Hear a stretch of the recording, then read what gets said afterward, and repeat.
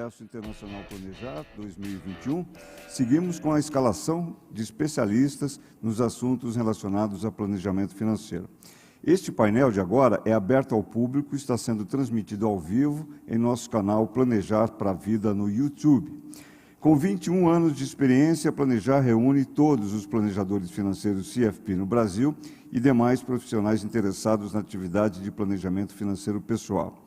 É a única instituição afiliada ao FPSB, Financial Planning Standards Board, autorizada a conceder a certificação CFP no país. O nosso propósito é promover a educação financeira para profissionais, pessoas e famílias, contribuindo para uma sociedade mais consciente. Aproveitamos novamente para agradecer aos nossos patrocinadores que nos apoiam neste evento. São eles, Ambima, Brasil Prev, BTG Pactual, Ion Itaú, Mag Seguros, XP Wealth Services, Life, Super Rico, BNP Paribas, BV, Guide, Icatu, PSQA Advogados, Vitria Seguros, Warren e também contamos com o apoio de Abai e CFA Society.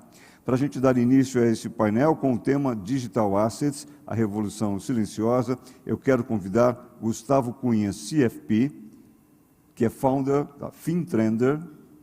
Gustavo está em Portugal. David Lawant, ou David Lawant, diretor de Research da Bitwise Asset Management, que fala conosco direto dos Estados Unidos. Também está conosco André Portillo, que é Head Digital de Assets no BTG.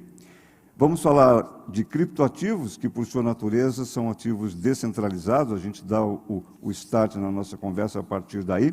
Como dizia, os criptoativos de tanto interesse, tão difundido interesse, por serem descentralizados, não têm fronteiras. A gente está percebendo que a nossa conversa aqui também não, refletimos isso aqui em nosso painel, como eu dizia, Gustavo Cunha em Portugal, Davi na Califórnia e Portillo aqui em São Paulo. Todos muitíssimo bem-vindos, conto aí com a experiência de vocês para nos amparar nessa etapa aqui, nos ajudar a entender e, mais do que isso, a prospectar um pouco os interesses, os cuidados, os valores a serem considerados neste campo que vamos abordar. Gustavo, queria começar com você para lhe solicitar, se possível, uma visão em breve, 360 graus, em poucos minutos, onde você possa nos trazer desde a origem do Bitcoin até o metaverso tão discutido atualmente também. Veja que é uma proposta bastante confortável, uma coisa simples que está sendo proposta a você. Quero saber, a gente pelo menos dá esse ponto de partida daí para nivelar a conversa, depois vamos para o debate. Topa esse desafio? Ainda bem que começou com o Gustavo. Bem-vindo. Eu ia falar para já passar essa aí para vocês, mas vamos lá, vou tentar aqui fazer o melhor. Bem-vindo. Obrigado, Guto. Obrigado, Planejar, aí, pelo convite. Um prazer estar com vocês, Davi e Portillo, aqui, discutindo sobre esse assunto ótimo aqui. Então, assim, para tentar fazer um wrap-up, assim, um resumão disso tudo que você comentou aí, Guto, eu acho que essa parte de criptomoedas começa lá com o Bitcoin, praticamente 13 anos atrás, com a ideia de que você consiga fazer aí uma transferência de ativos aí no campo digital sem intermediários, de uma forma segura, e transferência de valores no modo geral, de transferir não só dinheiro, ou seja, tokens do caso, mas transferir valor no mundo digital. E ela vem aí, durante os primeiros 5, 6 anos, sendo aquela coisa de meia dúzia de pessoas ali testando uma tecnologia e tal. Depois de uns 6 anos, ela começa mais gente olhar e ver que tinha um valor muito grande, que poderia ter vários casos de uso diferentes. E aí a gente entra aí numa exponencialidade que essa tecnologia vem. Acho que principalmente quando a gente muda ali para a rede Ethereum, que é a partir de 2015, mais ou menos, é onde você tem, além dessa transferência poder ser feita, e essa transferência poder ser feita com um condicionante, o que a gente chama de smart contracts. Então, assim, aquela ideia de que transfere isso se e somente se aquilo acontecer. Então, assim, isso aí gera uma imensa, muitas possibilidades aí para serem executadas, e que entram aí até a parte do que a gente chega hoje, vamos falar aí mais de NFT, metaverso, essa coisa que a gente está discutindo hoje. Acho que o NFT tem um papel muito importante aí nesse ecossistema, nisso que a gente está fazendo para frente, porque é uma forma, além de fazer essas transferências sem intermediário, é uma forma da gente conseguir gerar escassez nesse mundo digital, que é um mundo, por definição, de abundância. Então, assim, acho que tem muita coisa aí sendo falada, mas eu tenho certeza que eu abordei aqui só um pedaço, então acho que eu gostaria de ver o Davi e o André completar um pouquinho isso aqui também. Eu tenho certeza que tem muito mais a falar. Algum dos dois já quer comentar esse aspecto? A gente pode, sucintamente, dá para fazer isso. Davi, perdão. Acho. Tudo bem? Tudo bem? Boa tarde aí todo mundo. Mais uma vez, obrigado pelo convite. Gustavo, Davi, um prazer estar aqui com vocês de novo. O Davi, acho que a gente já participou de vários painéis juntos, né, Davi? O Gustavo, acho que é a primeira vez que a gente participa junto, mas prazer estar aqui com vocês. Eu acho que o Gustavo deu um resumo muito bom nessa tarefa difícil que foi passada para ele aí.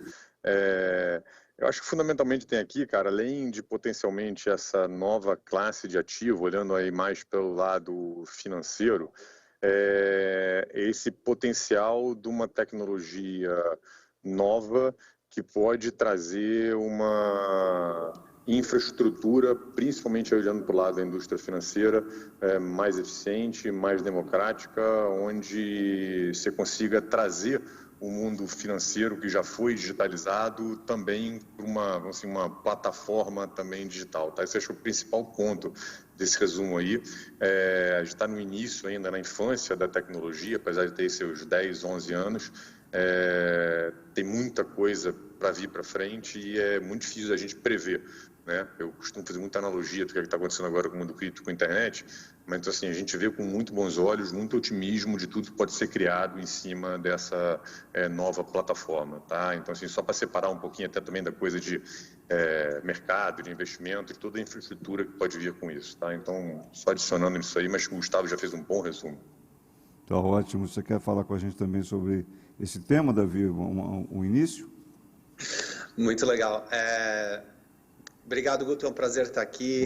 Obrigado a todo mundo, Portilho, Gustavo, um prazer conversar com vocês. Eu acho que vocês já endereçaram super bem. O jeito que a gente gosta muito de falar sobre esse mercado é assim, acho que a primeira coisa importante entender, e eu acho que tocando um pouco no que o Portilho falou, é que isso é um grande avanço tecnológico. E um avanço tecnológico como a gente não viu em muitas décadas. Eu acho que esse é o grande driver fundamental de todos esses criptoativos, ou pelo menos os criptoativos mais importantes e todos esses usos de casos importantes que o Gustavo citou tão bem. E eu acho que o jeito que a gente gosta de pensar é exatamente isso. É um avanço tecnológico muito importante, que já vem sendo trabalhado há décadas. A cripto é um negócio que parece muito recente, mas as primeiras pesquisas, se eu não me engano, a primeira tentativa de fazer um negócio parecido com o Bitcoin é do meio dos anos 80. O problema que o Bitcoin tenta resolver, ele é um problema formulado na literatura acadêmica desde o começo dos anos 80. Então, é um problema que já tem muita gente tentando muito tempo resolver. E de repente, o Satoshi Nakamoto, né, que a gente não sabe quem conseguiu resolver esse problema no Bitcoin. E isso destravou esse crescimento dessa indústria, que é um negócio que é um negócio de louco, que a gente ainda está muito cedo. E eu concordo 100% com o Portilho. Acho que a única inovação comparável com isso é a internet.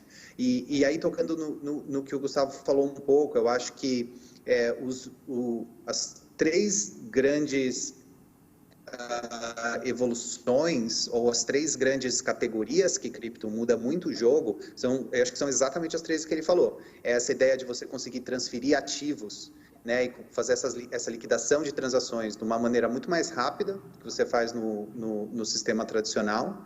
Você conseguir fazer esses contratos inteligentes, né, essas transações que que você consegue programar elas como se fosse software.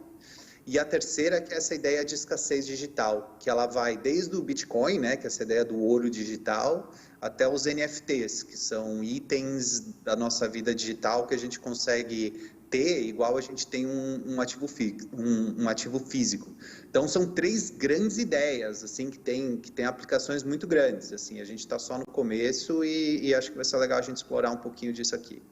Tá bem, Davi, quero aproveitar que já estamos contigo para lhe pedir também para nos trazer uma perspectiva acerca do mercado americano de criptoativos, considerando três elementos que nos parecem fundamentais, que são a regulação, a classe de ativos e quais são os principais ativos envolvidos, uma vez que majoritariamente só se fala em bitcoins e os outros. Tem mais?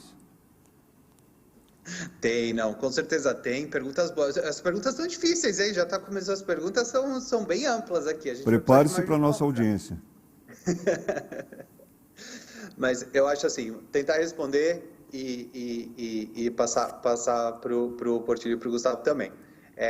Eu, assim, com certeza tem mais do que Bitcoin. Acho que assim, se teve uma grande história em 2021, ou na verdade até 2020 e 2021, foi que a gente começou a ver os primeiros grandes usos de casos fora do Bitcoin. Né? Eu acho que até o começo, ou talvez até o meio de 2020, tinha muito essa ideia de criptomoeda, né, do Bitcoin como esse ativo que depois acabou evoluindo para ser mais parecido com ouro digital, mas a gente viu no mínimo 2 grandes usos de casos muito grandes se desenvolverem ao longo dos últimos 1 ano e meio, 2. O primeiro é o que a gente chama de DeFi, né? Finanças descentralizadas, muito ancorado nesse conceito de smart contracts, de contratos inteligentes que o Gustavo mencionou, e é essa ideia de você começar a fazer serviços financeiros, tipo trading, pegar empréstimo, pegar um seguro, até algumas versões simples de gestão de recursos, totalmente por criptoativos, sem nenhuma empresa, totalmente descentralizado, sem nenhuma empresa centralizada no meio, né? Então, esse foi o primeiro grande explosão de uso de caso em cripto. E a segunda, eu acho que é mais recente agora, tem toda a questão dos NFTs e do metaverso e dessa ideia de itens digitais, hoje talvez muito focados no mercado de arte, no mercado de itens de valor cultural, né? Mas que você pode ter, assim como você tem um ativo no mundo físico. Então você começa a ver hoje leilões de NFTs, né? Christie's, Sotheby's, essas grandes casas de leilão de arte, vendendo por milhões de dólares. Isso são ativos digitais NFTs. Então, assim, a gente com certeza viu uma abertura disso, e tem mais um monte de outras coisas acontecendo, mas a gente conseguiu ver essa abertura. Muito dessas coisas que eu falei, elas não acontecem, na verdade, dentro do Bitcoin. Elas acontecem muito dentro do Ethereum, que já foi mencionado aqui, e algumas redes mais novas que estão vindo aí, começando a ser mais, competir com o Ethereum. Então, hoje, você consegue listar aí pelo menos 5 ou 6 dessas tecnologias que estão aí competindo por esses usos de casos mais novos, de finanças centralizadas e NFTs. Então tem o Ethereum, eu vou jogar um monte de nome aqui que talvez as pessoas não vão conhecer, mas vale a pena às vezes para pesquisar depois, mas tem o Ethereum, tem o Solana, tem o Polkadot, tem o Avalanche, tem Cardano, tem várias dessas novas redes que estão surgindo aqui. Então, acho que hoje, com certeza, o mercado é muito mais amplo do que Bitcoin. Anotei todos. Vou parar aqui e acho que deixar eles comentarem um pouco, não, senão dá para ficar mais aqui. Eu anotei todos eles, não escapou nenhum. Gustavo, eu sei que, claro, vou passar a palavra também para o Portillo para ele falar do mesmo recorte, a mesma questão aqui no mercado brasileiro, mas não queria perder a oportunidade de perguntar ao Gustavo o seguinte, eu fiz uma quase brincadeira, meio que, enfim, disfarçada de provocação aqui com o nosso Davi, para perguntar se tem mais. Pois, com certeza tem, né? Eu estou aqui aprendendo porque tem mais e eu tenho que também me atualizar com relação a isso. Por que, na sua visão, está tão na cabeça das pessoas a ideia do Bitcoin, ou pelo menos está no ambiente bem geral o interesse pelo Bitcoin? Daqui a pouquinho eu vou contar para vocês uma passagem que reflete um pouco disso e que me traz à luz essa questão. O que você acha? Tá, não, eu acho que o Bitcoin foi o primeiro aí, né? O primeiro que existiu, né? E acho que é a porta de entrada de todo mundo, né? Acho que a gente, quando está aprendendo qualquer coisa, o ser humano, de modo geral, a gente aprende acrescentando coisas, né? Então, assim, você entender hoje como é que funciona Ethereum, como é que funciona Cardano, como é que funciona Solana e todo essa monte de sopa de letrinha aí que eu coloco no mundo cripto, você tem que entrar entendendo a parte de Bitcoin, né? E depois você vai acrescentando aí conhecimento em relação a essa. Então, acho que primeiro por conta disso, é a mais famosa, né? A que começou lá toda essa estrutura. Então, assim, acho que tem aí um fator importante em relação ao Bitcoin. Eu acho que eu queria acrescentar uma coisa só em relação ao que o Davi estava falando e que o Portillo também comentou, que eu acho que é bem importante, é que assim, muitas vezes a gente associa, e eu acho que é corretamente, o desenvolvimento da internet, do Bitcoin, das criptos, com o desenvolvimento da internet. A diferença que eu acho que tem aqui é que a gente consegue, de certa forma, como usuário, monetizar esse crescimento. Que coisa quando a internet começou lá, a gente não conseguia, né, comprar a internet, né? Comprar um token na internet, comprar um pedacinho da internet. Quando a gente está indo para a parte cripto, como isso é tudo descentralizado e com tokens, ele dá essa impressão, essa ideia, né, que eu acho que é correta, da gente poder participar também disso, né, como investidor, como investimento, investindo em alguma coisa. Então, acho que isso é importante quando a gente olha do ponto de vista de investimento também. Né? Então, assim, que a gente está vendo um crescimento muito grande, mas a gente consegue participar. E conseguir participar não é que você precisa ter bilhões de dólares ou milhões de dólares para participar. Você consegue participar de uma forma descentralizada com valores como 50, 10 reais, 20 reais, com valores bem pequenos, e já começar a testar e ver. Né? Então, assim, eu costumo falar até que para quem está começando, cara, vai estudar o Bitcoin, isso já está um pouco atrasado, porque já tem outras 14 mil criptomoedas. Então, assim, estuda o Bitcoin, entende bem o Bitcoin, que ele vai ser o fundamento para você conseguir entender o resto. E a outra parte é, separa um pouquinho de dinheiro, investe, começa a ver como ela funciona. Né? Independente de você ganhar ou não dinheiro, essas coisas, é um processo de aprendizado, você vê o quão fascinante essa tecnologia é. Tá certo. Olha, já estão começando a chegar as perguntas da nossa audiência. Eu quero estimular a vocês todos que nos acompanham a formularem, sim, suas questões para os nossos debatedores de hoje. A primeira delas, as perguntas de vocês serão sempre prioridade. A primeira que chegou é da Cecília Calmon, que comenta o seguinte: regulação é a minha maior preocupação. A pergunta está aí, eu só não sei exatamente para quem é que eu vou endereçar isso. Pode ser você, Portilho, para falar disso, depois você vai emendar com a questão do mercado brasileiro? Posso sim, eu falo muito rapidamente, até porque tem notícias aí bem fresquinhas de ontem. Cara, assim, num panorama mais global, a regulação ela acontece de formas diferentes em diferentes países, tá? O que a gente tem visto, assim, não entrando em detalhes, é que países onde tendem a ter uma maior liberdade econômica e uma maior liberdade individual, tendem a caminhar no sentido de ter regulações mais amigáveis para criptomoedas. Países onde você tem menos liberdade econômica, menos liberdade individual, você tende a ter regulações mais duras e, eventualmente, até proibição, como é o caso da China. Tá? Isso assim, já dá um panorama para a gente muito bom da tendência que tem aí. Vindo aqui para o caso brasileiro, a gente tem algumas tentativas de regulamentação, projetos no Congresso desde 2015.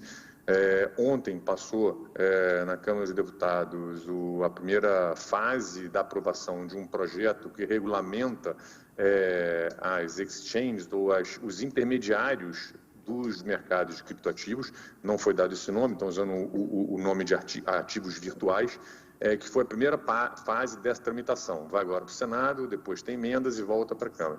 E a gente está vendo com muito bons olhos, principalmente porque todas as discussões, pelo menos agora, onde a gente está, foram muito no sentido, primeiro, em você regular o agente que atua nesse mercado e não regular a tecnologia, não regular o ativo, até porque é impossível você regular uma tecnologia que está nascente, que está começando. Você tentar regular essa tecnologia agora é você coibir a inovação para frente. Tá? O exemplo que eu dou também, sempre usando a internet como analogia, é a mesma coisa que você começasse a querer regular a internet lá nos anos 90 e falasse, tá bom, internet então você vai usar para mandar e-mails e comunicar em grupos de conversa. Imagina tudo que a gente fez com a internet depois, se isso não teria acontecido se a internet tivesse sido estabelecida lá no início, que era feita para usar só e-mail. A mesma coisa poderia acontecer aqui, não está indo nesse sentido, está indo no sentido contrário, então assim, está encaminhando bem. É importante para o mercado, apesar de cripto ter nascido meio do movimento aí mais libertário, mais anarquista, é muito importante para você sair do nicho, sair ali das primeiras pessoas que adotam a tecnologia, você ter algum tipo de regulação. algum tipo de regras que permita que a interação entre as pessoas aconteça de forma mais clara e que permita que empresas tenham segurança regulatória para botar capital e começar a desenvolver em cima disso. Se você não tiver isso, você vai provavelmente continuar restrito a um nicho das primeiras pessoas a adotarem ser dos entusiastas. Tá? Então, assim, a gente vê com muito bons olhos o que está acontecendo.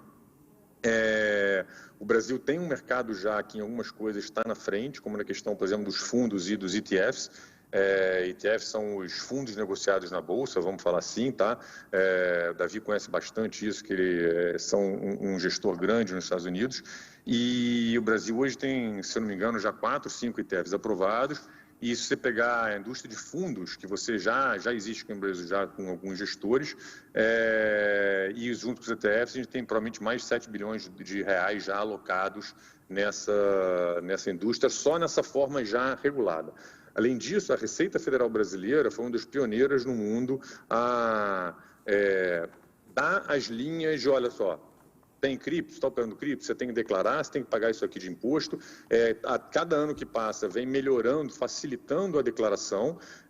Até setembro desse ano, pelos números da Receita, aumentou em 6 vezes o número de pessoas que declararam esse ano em relação ao ano anterior. Se eu não me engano, a gente já está em mais de 600 mil pessoas que fizeram declaração de movimento com cripto na Receita até setembro. Isso é só uma parcela pequena das pessoas que estão atuando em cripto no Brasil, porque você só tem que declarar se você movimentar acima de 30 mil reais, tá? Então, assim, pega uma parcela, mas tem muita gente que está, como o Gustavo falou, negociando valores muito menores, que também já estão no mercado. Então, assim, visão geral de regulação que eu consigo dar agora, assim, sem ser especialista, sem ser advogado, é essa.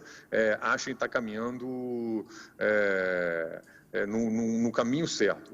A regulação nunca anda tão rápido quanto a gente no mercado desejaria, tá? Mas está estando na direção certa, para a gente tá bom. Tá bem. Eu não sei se o Davi quer comentar alguma coisa, que você foi mencionado pelo Portillo. Se quiser, fique à vontade, senão eu passo adiante. Não, eu acho que eu posso falar rapidinho, talvez dar um panorama do que a gente está vendo aqui nos Estados Unidos rapidamente. Também aconteceram alguns eventos recentes relacionados à regulação aqui, mas acho que a história é muito o que o Portillo falou, assim, regulação nunca anda na velocidade que a gente gosta e também às vezes nunca anda linear, né? Às vezes dá aquele negócio 2 passos para frente, 1 passo para trás, mas no geral, a nossa opinião, pelo menos no ambiente regulatório americano aqui, que é onde a gente conhece mais, é extremamente positiva. Eu acho que um dos grandes acontecimentos da indústria de cripto que teve esse ano é que você começou a ver várias das empresas grandes no setor agora começando a ficar muito mais ativa em Washington, né, na capital, muito mais próxima dos legisladores. Então, assim, teve um grande wake-up call que aconteceu no meio desse ano, e a indústria conseguiu se juntar e fazer um esforço de conversa e abrir uma conversa com o governo que a indústria não tinha antes. Inclusive, ontem, teve um evento interessante também nessa parte de regulação, que alguns dos principais executivos do mercado de cripto americano aqui, eles foram fazer como é que chama, um testify, um depoimento no Congresso americano. E todo mundo da indústria, eu ainda não vi tudo, porque é uma sessão longa, a gente estava até comentando isso agora um pouquinho antes da gente começar aqui, mas todo mundo ficou impressionado em como, em larga escala, a impressão, as perguntas e os comentários que vinham dos legisladores foram extremamente positivos, tipo, entendendo que isso é uma tecnologia que tem até uma questão de competitividade tecnológica mundial, assim, que é um negócio que, igual os Estados Unidos acabou se beneficiando muito da internet, né, da invenção da internet ter acontecido muito aqui. Imagina se a internet tivesse sido regulada demais e esses empreendedores tivessem todos ido para outro lugar, né? Então, eu acho que tem uma atitude muito positiva. Acho que esse ano foi um ano em que a gente viu uma transformação muito importante de uma evolução que já vinha acontecendo. Na verdade, 2020 também foi muito bom no ambiente regulatório. Mas, queria só passar essa mensagem, assim, a gente vê, na verdade, o mercado regulatório, que o Portillo falou, alguns mercados, China é o grande exemplo, são mercados que têm menos, vamos dizer, apreço por liberdades individuais e vão banir, igual eles baniram o Facebook, baniram o YouTube, baniram o Instagram, baniram videogame no começo dos anos 2000, eles estão banindo cripto também. Mas um dos grandes investidores de tecnologia daqui, ele fala uma coisa que a grande lição dos últimos 20 anos aí de investir em tecnologia é que se a China bane uma tecnologia, você devia investir nela, porque quando eles banem é porque a tecnologia é grande, porque eles querem fazer a versão deles. E eu acho que é muito isso, assim, a gente está bastante positivo nessa parte do mercado, nessa parte regulatória, nos mercados que a gente enxerga melhor aqui. Tá bem. Alguém aí falou que as perguntas andaram um pouco agudas, então eu resolvi facilitar um pouco para os senhores. A pergunta seguinte, acredito eu que seja mais simples. Quais os prós e contras ao investir? Investir como? Direto, através de exchange, através de fundos, ETFs? Eu sei, Gustavo, que os meninos estão mais aí na ponta dos cascos, com a mão na massa, com a mão nos assets, mas vamos deixá-los ganhar um tempinho mínimo para pensar, para poder responder. Eu queria, com esse intuito aqui, perguntar a você, o que pelo menos tem que estar na cabeça deste potencial investidor que quer botar a mão ali nos primeiros ingressos do investimento tecnológico, seja de bitcoins ou outras moedas, enfim. Pelo menos o que tem que estar na cabeça dele. Eu acho que tem duas coisas, e aí vale para qualquer investimento em qualquer ativo, né? No caso de cripto, é uma volatilidade, é um ponto importante aqui, mas acho que isso que eu vou falar acho que vale para qualquer coisa. Primeiro é entender no que você vai estar investindo, né? Aprender o que é aquilo, e o segundo, começar devagar. Né, assim, experimentar, mas experimentar devagar. Então, assim, acho que esses dois pilares são pilares muito importantes quando a gente vai falar de investimento. Então, assim, você quer começar a aprender o que é, começa pelo Bitcoin. Né? Vai lá entender bem o que é o Bitcoin. Pega o paper do Bitcoin que você baixa na internet, é um paper de 8, 9 páginas, relativamente simples para entender, não é difícil. Hoje já tem uma imensidão de cursos, livros, YouTube, o que você quiser aí para aprender. Você tem várias formas de fazer isso. Então, assim, aprende. Aí aprende o Bitcoin, depois vai para o Ethereum, aí depois você vai chegar no metaverso lá na frente. Vai passo a passo aqui para ir. Então, assim, à medida que você vai aprendendo, você vai experimentando. Né? Então, separa um pedaço do valor que você vai investir para aprender, para testar. Né? Então, se for lá investir 100, pega lá 100 em curso, 50 em curso e 50 para testar, né? Para ir fazendo, testa, vê como é que faz, cria uma carteira, manda de um para outro, vê como é que funciona a diferença de uma rede para outra, aqui custa mais barato, aqui custa mais caro, o que você consegue fazer, o que não. Então, assim, esse é o ponto, primeiro, para entender a tecnologia. Isso não vale só para investimento, vale para vocês, para a vida e para você ver o quanto essa tecnologia é poderosa. Em termos de investimento, acho que como a gente comentou aqui já, você tem uns investimentos que você vai pegar só a alta do ativo, você não precisa saber do ativo. De certa forma. Então, você tem lá os ETFs, por exemplo, de Bitcoin, você vai investir no ETF de Bitcoin, que é igual comprar uma ação na Bolsa de São Paulo, na B3, é igualzinho, não tem diferença nenhuma, né?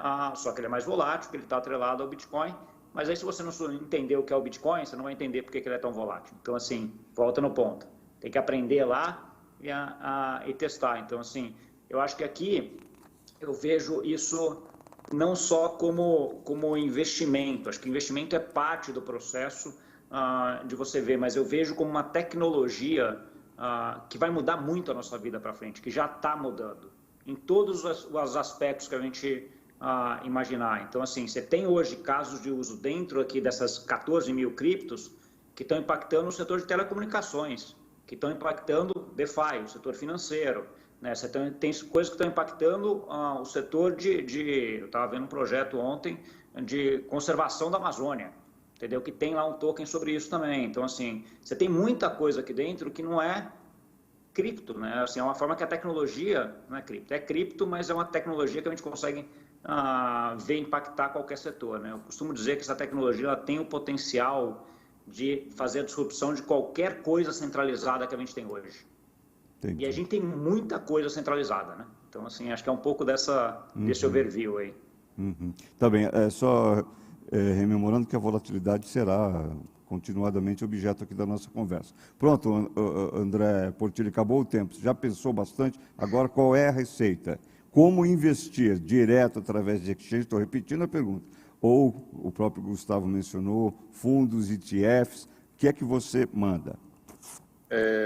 Vou primeiro pegar um pouquinho de uma coisa que o Gustavo falou na outra pergunta, que é muito interessante, que quando ele comparou para a internet, é que uma coisa que tem diferença realmente em cripto é que você tem toda a parte da tecnologia e você tem os tokens que fazem com que essa tecnologia funcione, que diferente do início da internet lá, que você com pouco dinheiro você não conseguiria ter investido na Amazon, no Facebook ou no Google atrás, aqui você consegue participar desse investimento e do crescimento dessa tecnologia, tá? Então isso é muito, muito realmente importante que o Gustavo trouxe. A gente tem vários instrumentos hoje para investir, tá? Eu não vou dizer que tem uma receita, cara. Do mesmo jeito que você quiser entrar no mercado de ações, no mercado de bolsa, você pode ir via fundos, você pode ir via ETFs, você pode abrir conta numa corretora e comprar ação direto. A mesma coisa, no mercado hoje, você já tem essas possibilidades. No mercado brasileiro, você tem essas possibilidades. Você pode entrar no ETF, na B3, via uma corretora, você pode investir num fundo. A gente tem alguns fundos bacanas aqui na casa, já fazendo um jabá sobre isso, tá? E você pode entrar diretamente numa corretora de cripto e comprar direto. E vai do gosto do investidor, vai do gosto do cliente. O principal que ele tem que entender, e de novo, pegando algumas coisas que o Gustavo falou, é importante você botar o pé, tá? Facilita o teu aprendizado. É importante você tentar entender minimamente o que você está fazendo, qual aquele ativo que você está entrando. Isso vale para cripto, mas vale para qualquer tipo de investimento. É importante você não acreditar em histórias milagrosas, tá? Porque geralmente o que te falam que parece bom demais para ser verdade, geralmente é bom demais para ser verdade. Então, assim, questão da volatilidade no mundo cripto, usa ela a teu favor. O que é usar ela a teu favor? Aloca uma parte, decide uma parte que você gostaria de botar, isso é confortável, tá? E você não vai todo de uma vez. Procure espaçar isso aí, porque é isso, é um ativo que num dia subiu muito, mas numa outra semana ele pode cair muito e te dá uma oportunidade de entrada melhor do que se colocar muito no timing não necessariamente certo, tá? E aí, falando mais em geral, assim, por que você deveria botar alguma coisa nessa tecnologia, é o caráter assimétrico de cripto, mas na verdade é o caráter assimétrico de qualquer nova tecnologia. O que é esse caráter assimétrico? A simetria é uma coisa que ela é exponencial, ela pode ir muito para um lado e pode menos para o outro. Quando você olha uma tecnologia que ainda está ali, embora já tenha alguns anos, como o Davi mesmo falou, está ainda num processo de desenvolvimento muito alto, ela sendo tudo isso que a gente acha que né? A gente acha e não tem certeza, que ninguém sabe o futuro, mas a gente tem uma boa convicção de que a gente acha que ela é isso tudo. Isso aí pode multiplicar dezenas, centenas de vezes em termos de valor do universo cripto como um todo. Se a gente estiver errado, vamos ser humildes aqui, a gente pode estar errado também, você vai perder aquela alocação que você colocou, então essa é a simetria. Vale para qualquer investimento, valia para quem investiu na internet lá no final dos anos 90, tá? Então assim, isso para mim é um motivo suficiente para você prestar atenção e para você começar a alocar alguma coisa do teu portfólio nessa tecnologia, tá? Sempre de forma, vamos lá, ponderada, no sentido de não ir tudo de uma vez só, não acreditar em história da carochinha, e como o Gustavo bem falou, cara, tentar entender. É bacana, é legal, e quando você tira a boleta, como a gente fala aqui em linguagem de mercado, você aprende mais rápido, tá? Olha, essa pergunta que eu coloquei, inclusive, foi mencionada pela Marina Gabriela no chat. Qual a opinião de vocês, no caso, ela perguntava sobre comprar a moeda propriamente dita, que eu entendo como sendo a compra direta, via fundos ou ETFs das moedas. Eu não sei se o Davi quer falar alguma coisa desse ponto, Davi. Davi vai falar que é via fundo, né, Davi? Aproveita aí, cara. Vou perguntar para ele qual é a dica da semana. Pergunte ao Davi. A gente não está te ouvindo, Davi. Oi, Davi? Você nos ouve? Agora, eu estou te ouvindo. Vocês estão me ouvindo? Tá, sim, vamos adiante. Boa. Não, então, eu acho que é exatamente o que o Portilho falou. Tem investidores que têm um perfil que faz mais sentido comprar diretamente numa exchange. Eu acho que o mais importante é sempre saber qual o tipo de risco e os benefícios que o investidor está correndo, né? Então, quando você compra um ativo numa exchange, você está delegando toda a atividade de segurança desse ativo, que esse é um negócio bastante importante de ter em mente no mercado de criptoativos, que a custódia desses ativos, esses são ativos a portador, né? Que é um negócio que a gente não está muito mais acostumado de lidar com no mercado financeiro nas últimas várias décadas. Mas um criptoativo, ele tem uma senha que define a posse dele. E se alguém perder, se você perde essa senha, você perde a posse do criptoativo. Igual se você tiver uma nota de $1, e se você perder essa nota de $1, ela se foi, assim, você não tem nenhum recurso além de ir atrás de quem tentou pegar aquilo. Então, quando você entra numa exchange, basicamente você está delegando essa atividade de tomar conta dessa chave, no caso, para exchange. Aí tem gente que gosta de transferir isso para uma carteira que eles têm, que você tenha controle. Tem gente que gosta de usar outros tipos de custodiantes. Acho que é sempre importante entender muito o risco que você está correndo. Mas com certeza as exchanges são, isso assim, não é nem opinião, né? Isso é fato. As exchanges são os grandes players desse mercado. E elas funcionam muito bem para muitos investidores. A gente é muito focado nos financial advisors, nos consultores financeiros. Para esse mercado, na nossa experiência, e o nosso foco é mais aqui no mercado americano, a experiência de negociar direto no exchange não funciona muito. Por quê? Porque ele não sabe como cobrar, ele não consegue encaixar isso nos processos que ele tem naturalmente. Então, por isso que muito desse pessoal acaba indo para o mercado de fundos, porque ele consegue encaixar isso nos processos deles, é igual investir num outro fundo normal, só que investir no mercado de criptoativos. Imagina um consultor financeiro que tem 200 clientes, ele não vai ter 200 contas numa exchange, ficar controlando isso sem saber como cobrar imposto, não sei o quê. Então é bastante difícil. O mercado de fundo, no nosso caso, a grande parte dos nossos investidores são os financial advisors, na verdade, que esse é o tipo de coisa que eles estão buscando. E estão buscando outras coisas também, né? Então a gente oferece relacionamento, acesso, time de research para saber o que está acontecendo. E aí eu vou tocar no ponto que o Portillo falou aqui. A gente gosta muito de trabalhar com os financial advisors, porque eu acho que tem muito valor em trazer esse tipo de informação de qual é o tamanho da posição que você vai ter, quanto tempo você quer segurar essa posição, vai fazer rebalanceamento, não vai fazer rebalanceamento da carteira. Quando o Financial Advisor traz a posição de criptoativos dentro do contexto do portfólio diversificado, isso faz eu acho que a exposição acaba ficando muito mais saudável para a maioria dos investidores.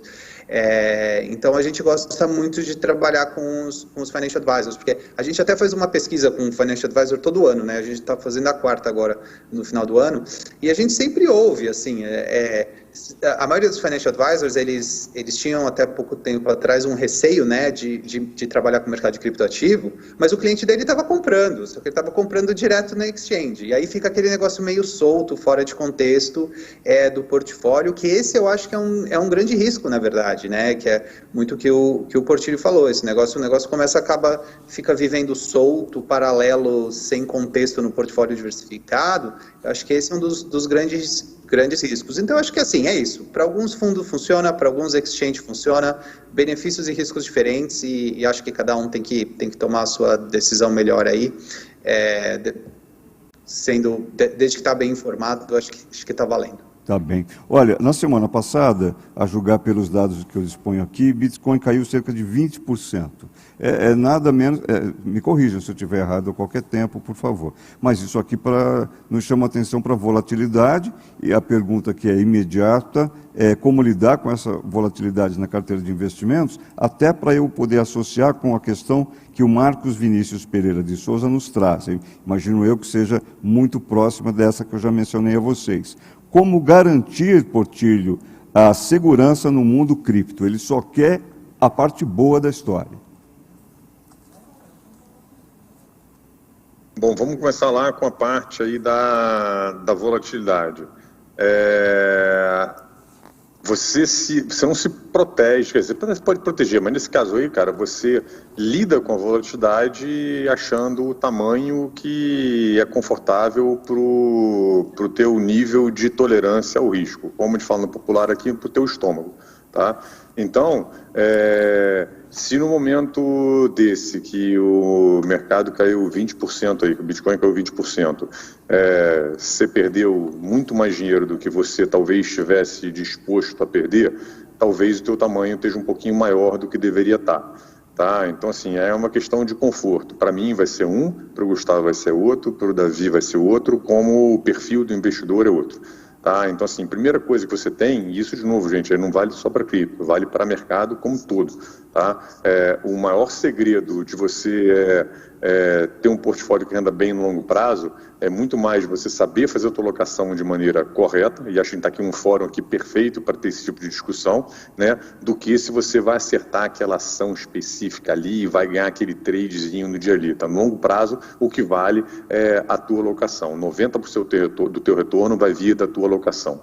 E a tua alocação, de novo, vai ser diferente dependendo do teu perfil.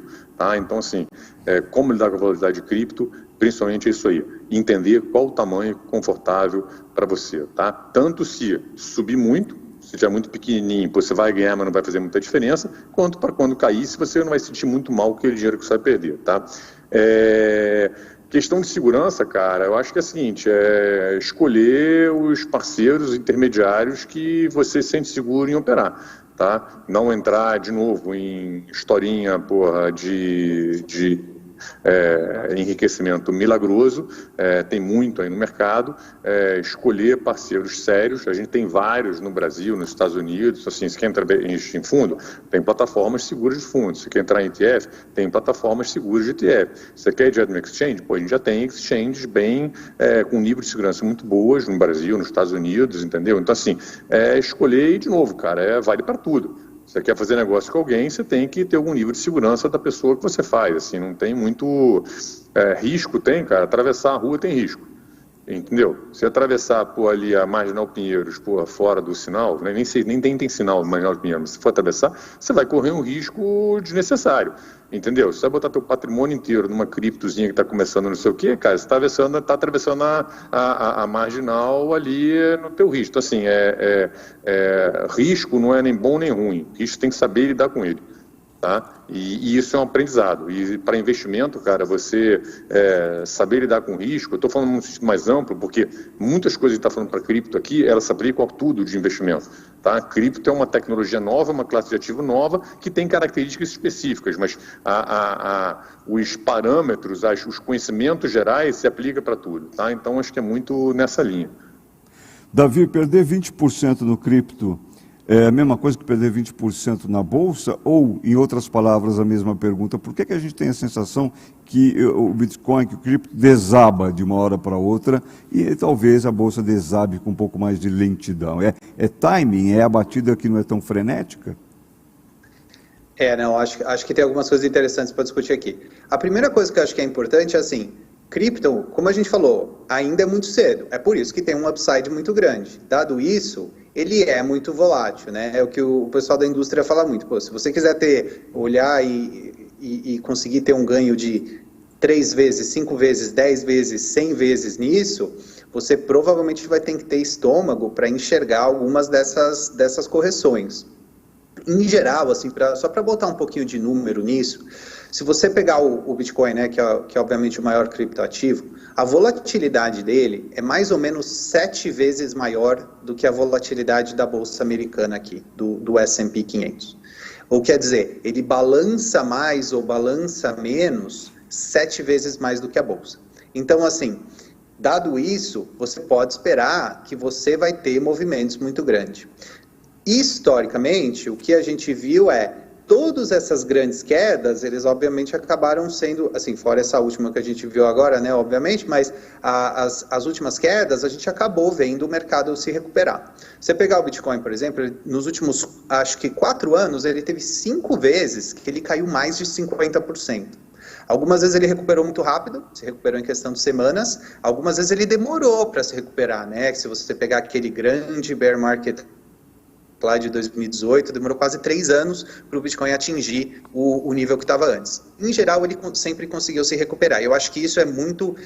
tem bastante coisa para falar aqui da curva de adoção de tecnologias, né? Assim, na verdade, o que eu costumo falar seria estranho se a gente não tivesse esse nível de volatilidade. Assim, para uma tecnologia que é tão disruptiva, para uma tecnologia que ainda não é tão bem entendida, para uma tecnologia que é tão emergente, seria esquisito se a gente não visse esse tipo de volatilidade.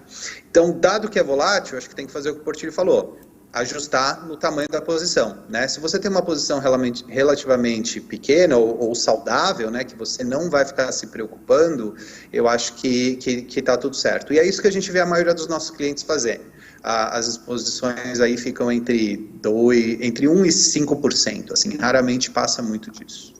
Tá bem. Gustavo, conforme prometido, a historinha que eu posso relatar a vocês, eu te deixei um tempinho a mais para respirar, para você poder nos responder com mais tranquilidade também a próxima pergunta. Vindo para cá, sempre tem um papo desse, né? Vindo para cá, eu pensei... Bom, mas vindo para cá, no táxi, eu conversava, vejam só, com um taxista sobre criptoativos. Dá para fazer uma tese de mestrado em cima do comportamento, evidentemente, mas não é o nosso foco aqui. Até o nosso taxista estava interessado em criptoativos. Nessa conversa aí, a gente percebe que tem muita gente falando sobre, vocês também mencionaram, os NFTs. E que isso está combinado com o metaverso. Metaverso, para mim, cada vez que eu escuto, me parece ser mais uma obra, mais daquele grande estúdio que faz filme de super-herói. É o máximo que eu consegui entender de metaverso até agora. Por isso, para não incorrer novamente nesse erro, que eu quero perguntar ao Gustavo, você pode explicar para a gente, por favor, o que é isso tudo?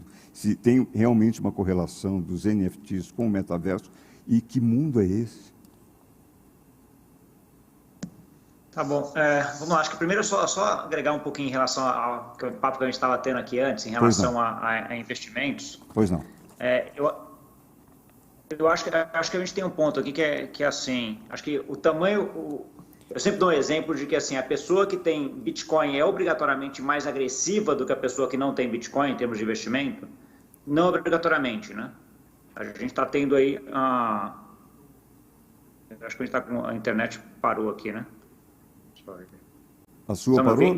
Eu tô te ouvindo. Davi... Eu também. Eu estou ouvindo também. Desculpa. Todo mundo ouve. Então vamos lá. O que eu estava dizendo aqui é que assim, as pessoas que têm... Quando você tem a ideia de que a pessoa investe em Bitcoin, você acha que a pessoa já tem um portfólio agressivo. Né? Isso aí, obviamente, depende do percentual que ela vai investir. Um pouco aí do que o Portillo estava comentando. Então, se uma pessoa tem 1% só de Bitcoin, ela é muito menos agressiva do que uma pessoa que tem 30% de bolsa, por exemplo, em termos do portfólio total. A chance dela perder mais dinheiro com 30% de bolsa é maior do que com 1% de Bitcoin, por exemplo, você pegando os padrões históricos de volatilidade, etc. Então, assim, acho que é importante você ter essa noção de que não é o ativo que te traz o risco, é o percentual desse ativo dentro do teu portfólio. Acho que esse é um negócio importante aí, só para a gente pegar um pouquinho aquela discussão.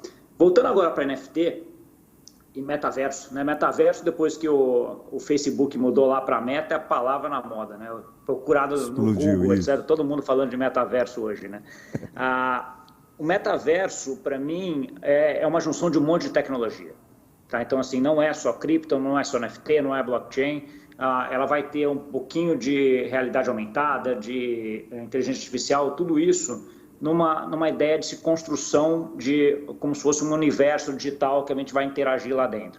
A gente já participa em muitas coisas já disso. Isso aqui não deixa de ser que poderia ser chamado de um metaverso, vamos dizer assim. A gente está aqui todo no mundo digital, cada um num país, localizado em cada um lugar, e fazendo isso daqui, tendo essa discussão. Mas o que a gente está hoje querendo falar de metaverso é uma ideia mais associada também com Web 3.0, que é a ideia de que você vai ter uma estrutura descentralizada, onde as pessoas vão poder ter o poder de ter as coisas nesse mundo digital, e ter as coisas pode ser desde ter a roupa, ter a arma, ter a casa que você mora, ter o carro, né? Você ter uma vida digital e sua. Né? Então, assim, uma das coisas que sempre comentam é aquela ideia, e eu dou esse exemplo um pouco também, de que a ideia de que o metaverso era alguma coisa tipo um Fortnite. Fortnite já é uma certa coisa bem próxima ali do metaverso, só que ele é centralizado. Entendeu? Assim, se a parte todo o sistema que funciona ali no Fortnite caiu, morreu, acabou. Você não tem mais nada, você não tem aquela arma, você não tem aquela skin, você não tem nada, você não tem aqueles V-Bucks, você não tem nada. A ideia de metaverso é uma coisa descentralizada, onde você possa ter, via NFTs, e aí por isso que o NFT é importante, a propriedade daquele ativo. Né? Então, assim, seja aquele ativo qualquer que seja. Então, eu acho que isso é uma coisa que vai começar a existir agora, e aí tem aquela discussão de, mas se for via Facebook, vai ser provavelmente centralizado, porque o Facebook vai querer centralizar, né? Vai ser descentralizado. Então, assim, tem um pouco dessa discussão, mas eu acho que a gente está se a gente está na infância de cripto, que nem o Portillo falou, esse a gente está dentro da barriga ainda. Né? Então, assim, acho que nem começou ainda essa discussão de metaverso ainda, é uma coisa muito, muito, muito na margem. Tá bem. Olha, a questão da NFTs, teve comentário, inclusive, no nosso chat. Você quer falar mais um pouquinho sobre, André? Não, eu quero só fazer uma observação aí, que essa coisa toda, o Gustavo citou o Fortnite, que é um joguinho. Eu tenho, acho que o privilégio, eu tenho um filho de 14 anos e uma filha de 9, tá? E eu só consegui abrir a minha cabeça para esse mundo de NFTs e agora metaverso, observando o comportamento dos meus filhos, interagindo com esses joguinhos digitais. Provavelmente, se eu não tivesse 2 filhos nessas idades, eu não ia abrir cabeça. Não estou falando o que vai ser, o que não vai ser. Estou falando assim, uma coisa que talvez antes eu tivesse um bloqueio de entender o que pode ser, por não ser dessa geração, isso abria com a minha cabeça. Então, quando eu vejo eles interagindo, e essa coisa de você ter bens digitais dentro do joguinho, você está jogando joguinho, você tem o teu skin, você tem a tua roupa.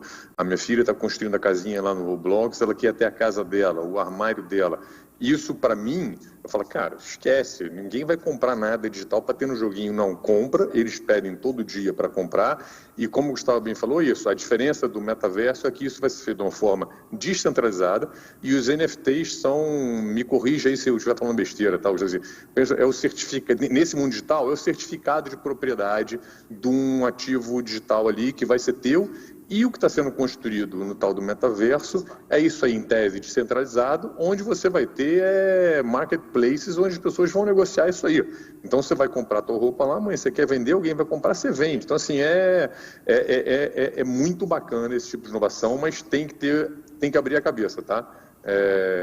De novo, não é da minha geração isso e, de novo, foi um filezardo ter esse laboratório em casa. Então agora eu chego em casa, eu começo a perguntar coisas aos meus filhos. Mas isso aqui você já viu? Isso aqui começa ali a ficar antenado no que eles estão respondendo. É um privilégio. Eu vivo a mesma experiência, até aplicada à minha área de atuação.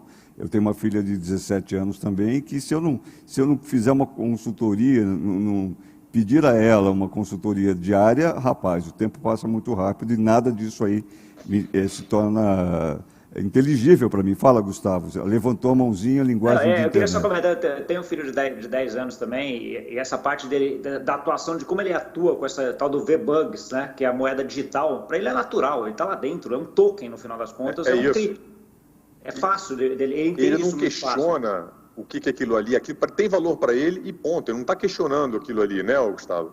Exato, ele pega um pedaço da mesada que eu dou aqui para ele, um pedaço da mesada ele já direciona para comprar o V-Bucks, para comprar a skin, etc.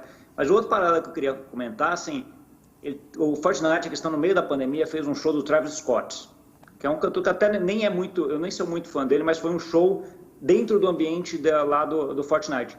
Eu assisti com ele. Foi um dos melhores shows que eu já fui na minha vida. Assim, é impressionante a experiência, a emoção que você tá de estar lá navegando, depois você ia para dentro da água junto com o Travis, depois você voltava. É uma coisa assim, espetacular, tudo nesse metaverso. Vamos dizer assim, ele traz essa experiência para a gente que é importante, eu acho que é onde a gente está entrando agora, bem no comecinho, acho que tem muita coisa para ser descoberta aí. Vai ser muito legal. Já está sendo. Como disse o Portillo, é a disposição de abrir a cabeça, despir o preconceito, né? Não é a nossa geração, olha, eu me colocando na mesma geração que vocês, mas por que não, né? Participar disso. Davi, sobrou aqui uma espinhosa para você. Manda. Vou poupá-lo dessa por enquanto. Eu queria... Não vou poupá-lo não, vamos ver. Em função de não ser regulado, a gente vê um aumento de fraudes no uso dos criptoativos. Queria que você falasse um pouco o motivo dessa aparente, se é que é aparente, vulnerabilidade qual a recomendação para que o investidor não caia em armadilhas. Eu sei que vocês já tocaram um pouco nesse aspecto, mas eu queria talvez elaborar um pouquinho mais com você, Davi. Entendi. Não, acho que é uma boa pergunta e é um tema super importante para ter em mente sempre. E eu acho que é o que o Portilho falou. Se a história parece boa demais para ser verdade, ela provavelmente é boa demais para ser verdade. Realmente, eu não sei se eu diria que o mercado de cripto ele não é regulado. Eu acho que existem vários, assim, tem uma regulação sendo desenvolvida e eu acho que ele é regulado sobre vários aspectos, mas por ser um negócio muito novo, assim, a gente já viu isso em vários tipos de novas classes de investimento, a gente já viu isso em várias novas classes de tecnologia. Acaba trazendo um público menor, mais barulhento, de oportunistas. Eu acho que aqui, realmente, a dica é fazer lição de casa. Assim, olhar se faz sentido, se está prometendo coisa que parece boa demais para ser verdade. Para entidades reguladas, você vai ter ali um registro com uma associação, com um regulador. Muitas vezes você hoje já tem casas com nome super grandes, né? Você tem um BTG Pactual, você tem casas que a reputação já às vezes já até falam por si, né? Então eu acho que é um pouco isso, assim. Aqui realmente acho que é isso, acho que tem que prestar atenção. Eu vou te falar que eu acho que nos Estados Unidos eu vejo menos isso, sabia, até, do que no Brasil, porque por algum motivo no Brasil eu acho que esse tipo de coisa acontece bastante, e eu acho que é basicamente não cair nessas armadilhas aí, não acreditar em tudo que fala, assim. Senhores, a gente está se encaminhando aqui para o finalzinho dessa etapa. Eu tenho vou propor a vocês, aos 3, um minutinho, para já ir direcionando para esse encerramento, mas 1 minuto para cada um, para que possa encaixar aí a presença do planejador financeiro neste cenário. Como saber, como trabalhar, que recomendações fazer para oferecer bons produtos e para também oferecer segurança para os interessados nesse universo das digital assets. Quer começar, Gustavo? Começo. Eu acho que a primeira coisa é você se informar, entender o que é esse mercado, né? Acho que você, como pessoa, minha recomendação já é essa, como planejador financeiro que vai ajudar outras pessoas a fazer essa transição, mais ainda, né? Porque assim, e aí volta no ponto do Portilho, que a gente pode estar errado, sempre pode estar errado, mas a gente acredita, e eu acredito piamente, que isso está transformando e vai transformar cada vez mais a nossa vida. Tá? Seja do ponto de vista da nossa vida, de modo geral, seja de como a gente faz investimento, em que tipos de ativos a gente vai investir, né? Então, assim, em que país a gente vai investir, como é que vai ser essa regulação desses investimentos. Eu acho que está tudo sendo mudado por conta dessa inovação que esses criptoativos trazem. Então, assim, a minha recomendação é vai atrás, se informa, vai começar a entender, e aí volta no ponto com os 2 pilares sempre. Educação, né, aprender, e experimentação. Se você fizer os 2, acho que você vai estar como pessoa entendendo bem e apto para ajudar os clientes de vocês nesse mundo novo. E qualquer dificuldade, corre para a consultoria dos nossos meninos ali da casa de 12, 13, 17 anos. André, eu tenho segundos para você, depois segundos para o Davi para a conclusão, por favor. Eu vou ser bem rápido e vou dar essa última palavra aí, voltado aí para os planejadores, os assessores, num tom de provocação, tá? Se você não está prestando atenção ainda em digital assets, em cripto, provavelmente o seu cliente já está. Então, está na hora de você se informar, porque senão você vai ficar para trás, tá? Muito obrigado, encerro por aqui. Obrigado. Davi, com você. Eu acho que o Gustavo e o Portilho cobriram super bem. Eu falaria isso, começa a prestar atenção, esse é um negócio importante, é um negócio que pode mudar vários setores aí da economia. Eu acho que a informação, hoje tem muito mais material do que tinha, coisa de 1 ou 2 anos atrás, então pesquisa, para quem fala inglês, a gente na Bitwise tem bastante material, mas eu sei que tem um monte de coisa legal acontecendo no Brasil também, de relatórios, de webinar, de eventos como esse. Então acho que assim, ficar informado nesse mercado é um negócio que nunca foi tão fácil quanto hoje. Então acho que realmente vale a pena um investimento em conhecer um pouquinho mais desse mercado de cripto. Senhores, muitíssimo obrigado. Com certeza a gente vai ter muito que conversar nessa área e vocês serão sempre nossos convidados. Um abraço a vocês, até uma próxima.